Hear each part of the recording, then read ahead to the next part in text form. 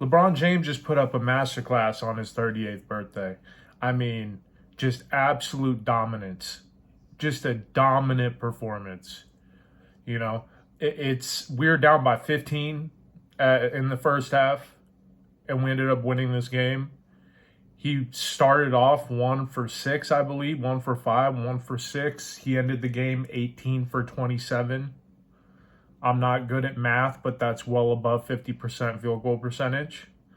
You know, he willed this team to a win.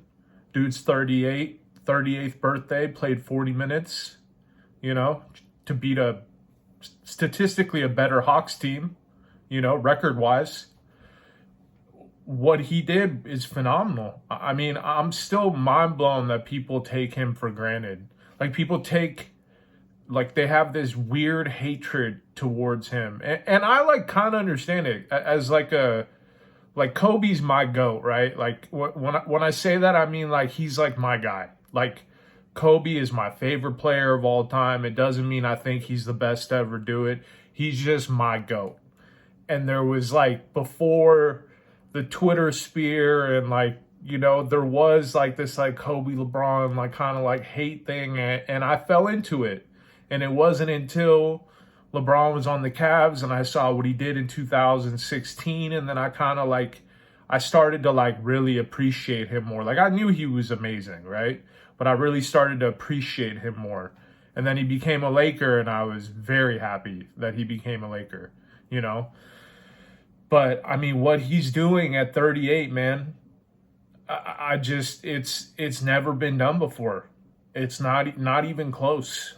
This man can play for several more years at a high level. I said that in my last video. I don't know what else to say about this guy. He's just absolutely phenomenal. He put on a performance. He's a performer. He's an artist. He's a master of his craft, and we need to appreciate him. There's never going to be another LeBron James. There might be another player that's similar to him, but there's never going to be another LeBron. And he always talks about his mind. I've been listening to a lot of the post-game interviews, right? And every time they ask about, you think you can keep playing, he always says, if my mind is right, I can keep my body right. And that's some powerful shit, I'm someone who suffers from anxiety, right? I have anxiety issues. This is something new in my life. I'm being honest, open with you guys, right? So I have the Calm app, and LeBron has segments on the Calm app, which I didn't know until I got it. But he talks about his process throughout the day. He has to have his nap before every game. He sleeps minimum 10 hours a day, in a dark room. He does cryotherapy. He isolates and puts music on before games. He has a meditation, and everything he does starts with his mind. And he's been talking about it more.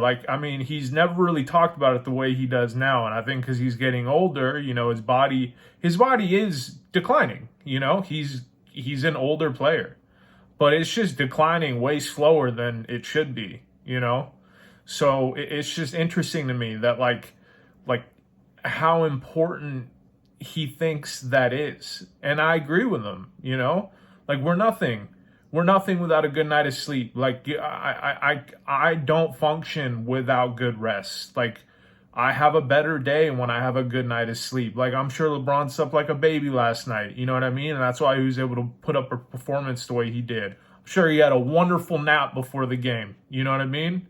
Just like he talks about in the Calm app. If you guys have the Calm app, I actually suggest listening to it. There's a lot of good stuff on there, a lot of interviews between a lot of high-end athletes talking about their processes through certain things. Leanne Rimes is on there. Sorry, I'm rambling. Again, my Laker videos are just me talking. It's always has to do with the Lakers. A little bit will have to do with my life. These are for this is for people who follow me, who want to support me. You know what I mean? Get to know me. This is where you're gonna get the most out of me, except like in my live streams and stuff. Like I'm going to talk about life and stuff too, but it's just interesting, man. It's super interesting that he always talks about the mind. And like I couldn't agree more. I could not agree more, man. This stat line, I mean, a lot of Lakers like Thomas Bryant had 17 rebounds. Let's look at the box score real quick. Completely. John Collins fouled out. Trae Young did his whole twerking thing. He tried to twerk. Like, I love how they changed the rules, right? Because of Trae Young, and he's still getting the same twerking fouls that he got before. This team, like the Hawks team, has a lot of good players. A lot of good young players. Like Griffin kid's good. AJ Griffin's good. DeJounte Murray, I love DeJounte Murray. Bogdanovich kills us almost every time he plays us. I'm surprised he didn't drop 30 tonight. I'm going to be honest with you. Bogdanovich kills us every time. He did it on the Kings. Like, he's done it on the Hawks. Like, I mean, he absolutely destroys us. I was expecting a 30-piece from him tonight. And he was okay. He was okay. He wasn't great. And, yeah, man, this game, everyone stepped up. Everyone stepped up. Like it was this was a team win.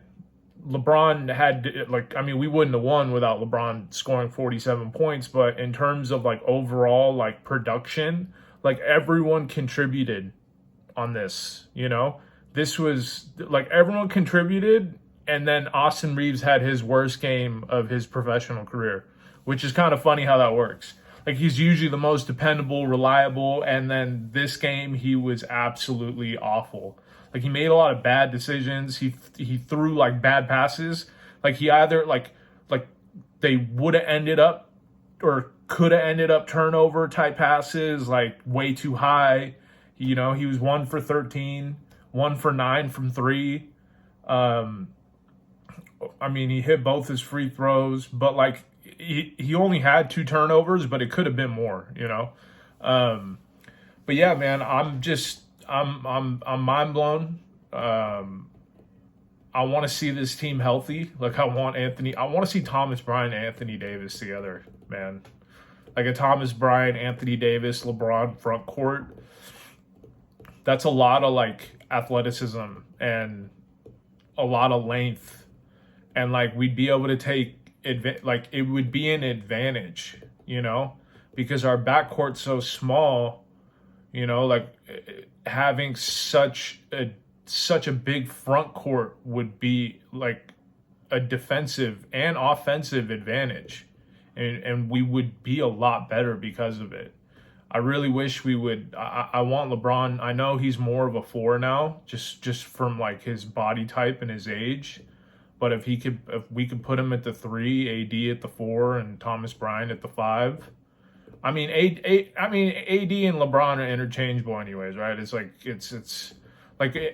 Anthony Davis was guarding Jimmy Butler in the finals, Like Jimmy Butler's 6'7". Anthony Davis is like listed at 6'10". He's probably 7 feet tall, or at least like 6'11".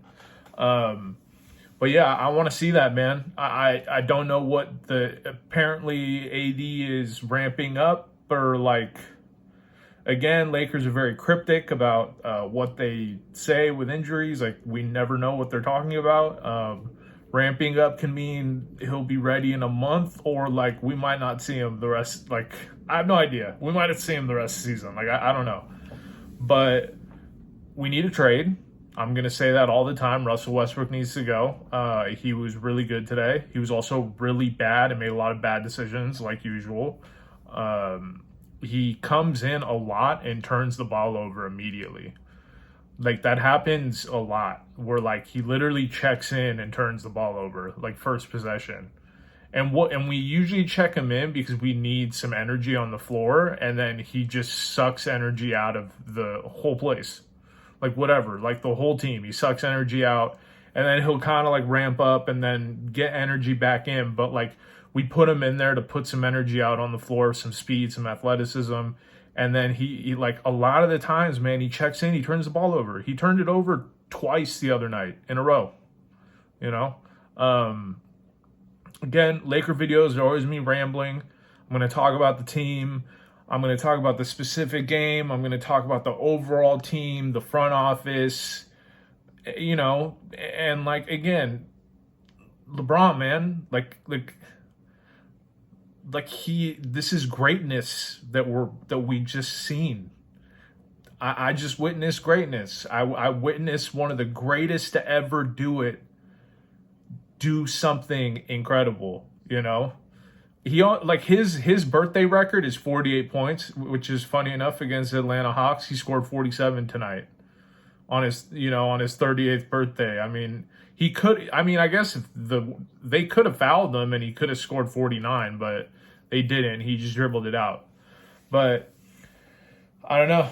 That's all I really have to say for tonight, guys. I just needed to acknowledge that we have one of the greatest players to ever touch a basketball on our team, and he's still one of the best players in the NBA, and he's still someone who can contend for championships, and he still needs somewhat of a roster around him to do that.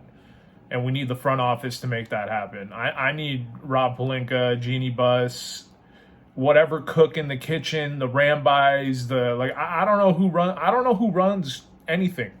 I don't know if Jeannie Buss is running shit. I don't know if Rob Pelinka is running it. I don't know if Kurt or Linda Rambis are running it. I don't know if the Buss brothers are running it. Like, no one knows. There's no like I don't know what the hierarchy is. Like in other organizations, you know who's like doing what. You know what I mean? Like I think his name's R.J. Buford or something. Like the general manager of the Spurs and Greg Popovich, like, you know, they're the two making the decisions. You know that Bob Myers is making decisions, you know, like when, you know, we don't know with the Lakers. I have no idea. No one knows. No one has any idea about who runs what happens behind closed doors. I don't know if Phil Jackson's making decisions. Like, I literally have no idea, and no one else does either, which is alarming. It is. So we'll see. I hope a trade happens. It needs to happen. This man he's inevitable. We need to see this, and we need to see him in the playoffs. Like, I need to see playoff LeBron, man. Like, I have to. It's we have to. We as NBA fans have to see playoff LeBron, because what he's doing right now is incredible at the age of that he's doing it. Like it's like you keep saying it, right? Like I keep saying it, right? Like I talk about the age, but he's playing like what he's doing now, like some of the greats never did. You know what I mean? Like he's playing better than Clyde Drexler ever played, and now, you know what I mean? Like what he's doing at this moment is better than a lot of like Hall of Famers, like in their primes. You know what I mean? Like it's insane what he's doing. I need you guys to understand that. So again, I talk about it. I ramble a lot. I love you guys. I hope whoever is in here and watching this video, my Laker brethren, like, chop it up, talk to me, message me. Let's talk about our team. I want to hear thoughts from you guys, and you guys have a happy new year, and thank you so much for listening. If you guys like my video, please like and subscribe. It would mean a lot. You know, the views, all that stuff, it means a lot, and engagement means a lot. You know, like I want to engage with you guys. So you guys have a happy New Year's, and have a good rest of your evening. Thank you.